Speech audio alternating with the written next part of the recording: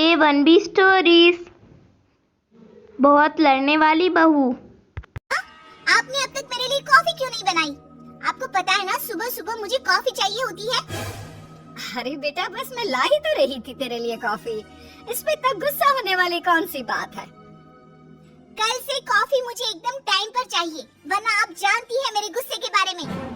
अरे ठीक है, मिल जाएगी तुझे कल से कॉफी टाइम पर। बस अब जाकर फ्रेश हो जा बेटा।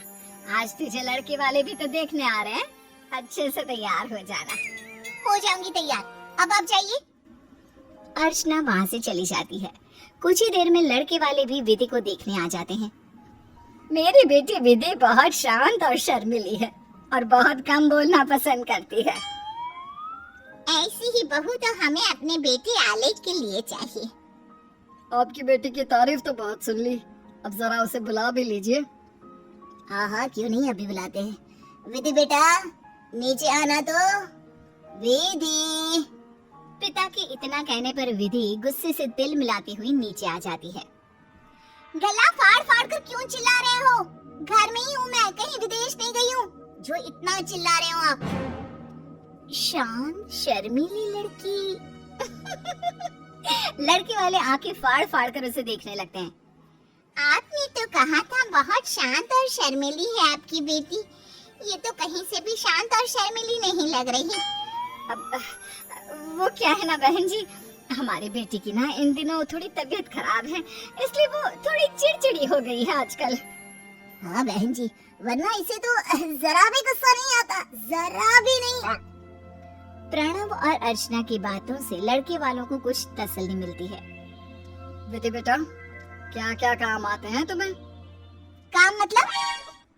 काम जैसे कि झाड़ू पोछा, खाना पीना, कपड़े बर्तन धोना, ये सब काम आते हैं ना तुम्हें? क्यों, मैं आपको कोई नौकरानी नजर आती हूँ क्या? विधि, ये किस तरह की बात कर रही हो तुम? ये कोई मजाक का समय नहीं है। बहन जी, आप इसकी बातों का बुरा मत मानिए, ये बस ऐसे ही मजाक करती रहती है। इसे खाना पीना बनाना सब आता है, आप निश्चिंत रहे। विधि बेटा, एक कप चाय बना कर लाना तो। मैं नहीं बनाने वाली कोई चाय वाई, जिसे पीनी है खुद जाकर बना ले। विधि का रवैया देखकर लड़के वालों की आंखें खुली की खुली रह जाती है। माँ, मुझे इससे शादी नहीं करनी, चलिए हम घर चलते हैं। बहन जी, आप ही रखिए अपनी इस शांत शर्मीली सरल स्वभाव की लड़की को अपने पास, हमें नहीं बनाना ऐसी लड़की को अपने घर की बहू। इतना कहकर सभी लोग वहाँ से चले जाते हैं। उनके जाते ही विधि भी अपना पैर पटकते हुए वहाँ से चली जाती है। विधि के पीछे पीछे उसके माता पिता भी जाते हैं। विधि, मैंने तुम्हें 1000 बार समझाया है, जब भी घर में कोई आता है तो उसके सामने तमीज से पेश आना। तुम्हें अकल कब आएगी? इतनी मुश्किल से तुम्हारे लिए एक रिश्ता आया था, वो भी हाथ से चला गया। बस कीजिए आप लोग, मैं कोई घर की नौकरानी हूँ जो मुझसे वो इतने सवाल कर रहे थे? अरे वो लोग क्या मुझे रिजेक्ट करेंगे? हाँ, मैं खुद लात मारती हूँ ऐसे लोगों को। तेरी इन्हीं हरकतों के कारण कोई तुझसे शादी करने को तैयार नहीं हो रहा। अब अगर अगली बार से तूने ऐसा किया ना, तो फिर देखना, तुझे शॉपिंग के लिए 1 रुपया नहीं मिलेगा। शॉपिंग का नाम सुनकर विधि का गुस्सा थम जाता है और वो उनकी बात मान लेती है। कुछ दिनों के बाद विधि को देखने शिवम नाम का एक लड़का अपने परिवार के साथ वहाँ आता है। हमें तो आपकी बेटी विधि बहुत पसंद है, अगर आपकी तरफ से भी हाँ हो तो हम शादी की बात आगे बढ़ाएं। जी जी बिल्कुल, हमें भी आपका लड़का शिवम बहुत पसंद आया और मेरी बेटी की तरफ से तो हाँ है जी। तो फिर देर किस बात की, शादी का मुहूर्त निकलवाते हैं। मैं आज ही पंडित जी से बात करके शादी की तारीख निकलवाता हूँ। देखते ही देखते विधि की शादी शिवम नाम के लड़के के साथ हो जाती है। शादी के पहले दिन ही अपने ससुराल में विधि के गुस्से का पारा हाई हो जाता है। ये क्या है मम्मी जी, सुबह के 10 बजने को है, आपने अभी तक मुझे कॉफी क्यों नहीं दी? बहू, आज तेरा ससुराल में पहला दिन है और तू 10 बजे उठ रही है। गुस्सा तो मुझे तुझ पर होना चाहिए, ना कि तुझे मुझ पर। आज आपका मेरे साथ पहला दिन था, इसलिए माफ कर देती हूँ। कल से मुझे कॉफी टाइम पर चाहिए। विधि की बात सुनकर रेवती का मुंह खुला का खुला रह जाता है। विधि दोबारा अपने रूम की तरफ जा ही रही होती है कि उसकी सास उसे टोक देती है। विधि, कहाँ जा रही हो बेटा? आज तुम्हारी पहली रसोई है, इसलिए आज खाना तुम बनाओगी। मुझे नहीं आता खाना वाना बनाना, मैं अपने रूम में जा रही हूँ। ऐसा नहीं हो सकता बहू, तुम इस घर की नई नवेली दुल्हन हो, कुछ तो बनाना ही पड़ेगा तुम्हें। देखिए, मैं तो बनाने से रही, इसलिए आपको बता देती हूँ।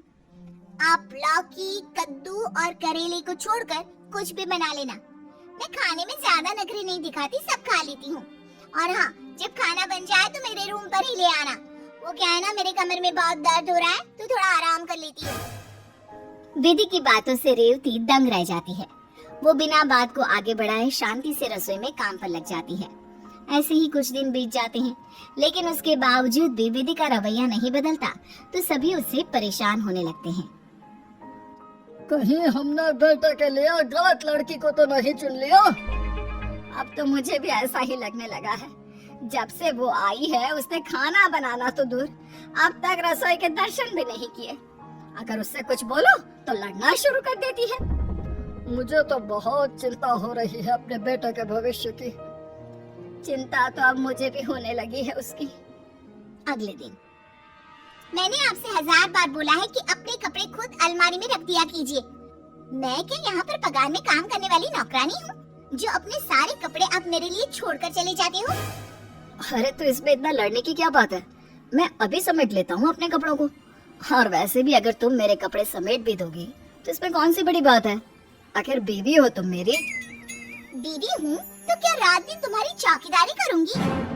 अरे तुम बेमतलब में बात को क्यों बड़ा कर रही हो? शिवम और विधि की आवाज़ें सुनकर रेवती और बलराज भी वहाँ आ जाते हैं और दोनों को लड़ता देख हैरान हो जाते हैं। अब तुम दोनों किस बात पर लड़ रहे हो? अच्छा हुआ आप लोग आ गए। समझा दीजिए अपने बेटे को कि अपना सारा सामान खुद समेट कर रखे। मैं इसकी नौकर नहीं हूँ। अरे बेटा, तो बीवी है इसकी, और ये क्या तरीका है अपने पति से बात करने का?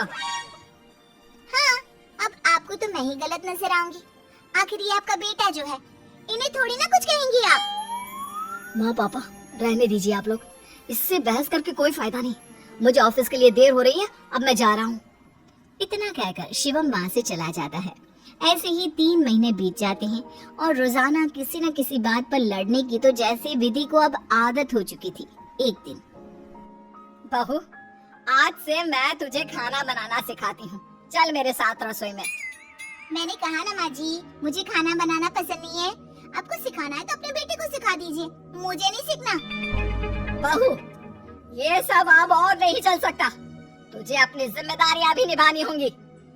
लेकिन माँ जी। लेकिन वेकिन कुछ नहीं, चल मेरे साथ रसोई में। विधि अनचाहे मन से अपनी सास की बात मानते हुए उसके पीछे पीछे चल देती है, जहाँ रेवती उसे चाय बनाना सिखाती है। इस दौरान कप में चाय रखते समय उसकी कुछ बूंदें विधि के हाथों पर पड़ जाती हैं, जिस पर विधि तिल मिला जाती है। माँ जी, आपने जानबूझकर मेरा हाथ जलाया ना, इसीलिए लेकर आई थी ना आप मुझे रसोई में। ये तू क्या बोल रही है बहू?